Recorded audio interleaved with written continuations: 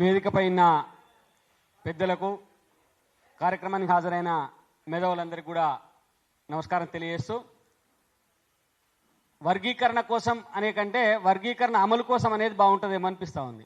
ఎందుకంటే ఆల్రెడీ వర్గీకరణ అయిపోయింది, మన దృష్టిలో వర్గీకరణ అయిపోయింది. ఆ వర్గీకరణ అయిపోయినటువంటి ఉత్సవాలను కూడా జరుపుకున్నాం. కాబట్టి మనం వర్గీకరణ అమలు కోసం మన పోరాటం ఇప్పుడు వర్గీకరణ అమలు కోసం పోరాటం ఎవరిపైన అంటే ప్రభుత్వం పైన పోరాటం. ప్రభుత్వం వర్గీకరణ అమలు చేస్తా అని చెప్పి అసెంబ్లీలో స్పష్టంగా చెప్పింది కాబట్టి అమలు చేస్తలేదు. కాబట్టి పోరాటం ఎందుకు అమలు చేస్తలేదు అంటే ప్రభుత్వంలో ఆ వైపున అంటే మాలల వైపున ఉండబడేటువంటి నాయకులు ఈ ప్రభుత్వాన్ని బెదిరించే స్థాయిలో ఉన్నట్టుగా మనకు స్పష్టంగా అర్థమవుతా ఉంది. కాబట్టి మాలలే బెదిరించగలుగుతారా? ఈ ప్రభుత్వాన్ని మాలలు మాత్రమే నడుపుతున్నారా?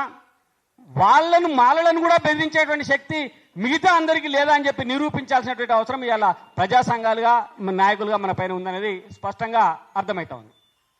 రెండోది చాలా ఇక్కడనే చూస్తున్నాం. అటువైపున విమలక్క ఉంది, ఇటువైపున నేనున్నా.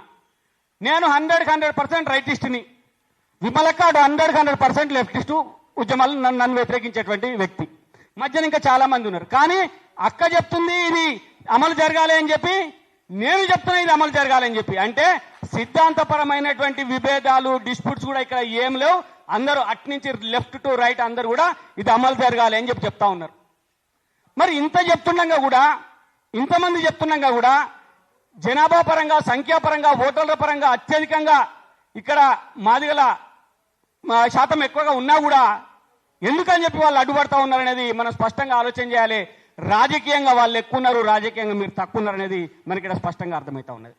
ఇంకో మాట చెప్తామన్నా, వాళ్ళు మహాసభ పెట్టిన మేము మాలలకేం వ్యతిరేకం కాదు. ఆ సభలో చెప్పిండ్రు ఇంజనీర్లం మేమే, డాక్టర్లం మేమే, ఇరిగేషన్ ఇంజనీర్లు మొదలు పుట్టింది మాలల నుంచే, విజ్ఞానం అంతా మా దగ్గరనే ఉందని. మేము కూడా అదే చెప్తున్నాం.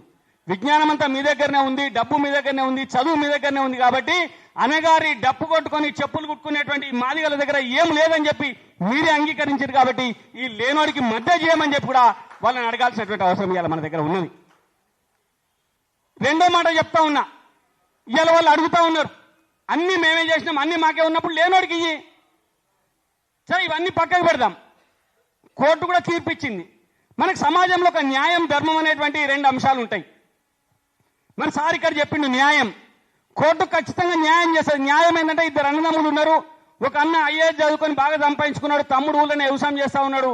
ఆ ఉండేటువంటి 10 ఎకరాల భూమి వస్తే తమ్మునికి సగం అన్నకు సగం ఇవ్వాలని చెప్పి న్యాయం చెప్తుంది. తమ్మునికి లేదు కాబట్టి కొంచెం ఎక్కువ అని చెప్పది. కానీ ధర్మం అట్లా చెప్పది. ధర్మం ఏం చెప్తా అంటే నువ్వు సంపాదించుకున్నావు కదరా, నువ్వు చదువుకున్నావు కదరా, నీ దగ్గర ఎక్కువన్నది కదా, లేనోనికి జరంతి అని చెప్పి ధర్మం చెప్తుంది. కానీ ఇక్కడ న్యాయము ధర్మము 2 కూడా మాదిగలకు జరగాల్సినటువంటి మాదిలకు ఇవ్వాల్సినటువంటి వాటా ఇవ్వాలి అని చెప్పి ఇక్కడ స్పష్టంగా చెప్తున్నటువంటి సందర్భంలో కూడా ఇలా ప్రభుత్వం అమలు చేస్తలేదంటే ఈ ప్రభుత్వాన్ని బెదిరిస్తున్నటువంటి వాళ్ళు, ప్రభుత్వం పైన పెత్తనం చేస్తున్నటువంటి వాళ్ళు ప్రభుత్వాన్ని ఉనికించేటువంటి పరిస్థితిలో ఉన్నారు. కాబట్టి మనం కూడా అమలు కోసం పోరాటం చేద్దాం. ఈ అమలులో భాగంగా ఎంఆర్పీఎస్ చేసేటువంటి ఉద్యమాలలో తెలంగాణ జర్నలిస్ట్ యూనియన్ గా పూర్తిగా మొదటి నుంచి ఈ ఉద్యమంలో కలిసి వస్తా ఉన్నాం. ఇప్పుడు కూడా ఈ అమలు విషయంలో కూడా అన్న పేర్కొన్నటువంటి 1,00,000 డప్పులు 1000 గొంతులు అనేటువంటి ఒక కార్యక్రమాన్ని తీసుకున్నారు.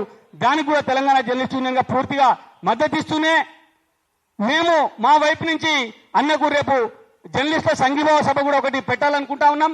ఆ సభలో ఒక 5 డప్పులను కూడా నేను మా యూనియన్ వైపున అన్నకు బహుకరించేటువంటి ఒక కార్యక్రమాన్ని కూడా తీసుకుంటా ఉన్నాం. కాబట్టి ఇందులో మీ అడుగులు అడిగేస్తాం, మీ గొంతు మైతం. ఖచ్చితంగా తెలంగాణ ఉద్యమంలో ఎట్లయితే అన్ని వర్గాలను కదిలించి ఉద్యమాన్ని జరిపి తెలంగాణను తీసుకురావడంలో తెలంగాణ జర్నలిస్టుగా ఎంతైతే ప్రధాన పాత్ర భూమిక పోషించినమో ఈ ప్రభుత్వం మెడలు వంచి ఎస్సీ వర్గీకరణ అమలయ్యే వరకు మీరు చేసేటువంటి అన్ని పోరాటాల్లో కూడా మీతో పాటు పాల్పంచుకుంటామని చెప్పి ఈ సందర్భంగా తెలియజేస్తూ ముగిస్తా ఉన్నాను. భారత్ మాతాకి జై. లెఫ్ట్ నుంచి రైట్ అందరూ